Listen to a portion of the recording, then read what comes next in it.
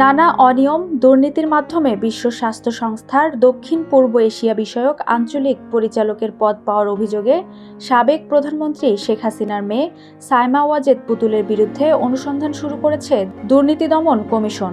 অনুসন্ধানের বিষয়ে ইতিমধ্যে একটি দল গঠন করা হয়েছে। বুধবার সংস্থাটির প্রধান কার্যালয়ে সংবাদ সম্মেলনে এসব তথ্য নিশ্চিত করেছেন দুদকের মহাপরিচালক আক্তার হোসেন।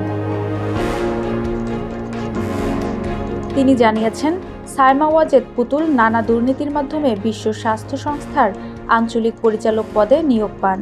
সাবেক প্রধানমন্ত্রী শেখ হাসিনা তার মেয়ে সায়মা ওয়াজেদ পুতুলকে দক্ষিণ পূর্ব এশিয়ার আঞ্চলিক পরিচালক হওয়ার যোগ্যতা না থাকা সত্ত্বেও WHO এর আঞ্চলিক পরিচালক বানাতে তার ক্ষমতাকে অনৈতিকভাবে ব্যবহার করেছিলেন বলে অভিযোগ রয়েছে।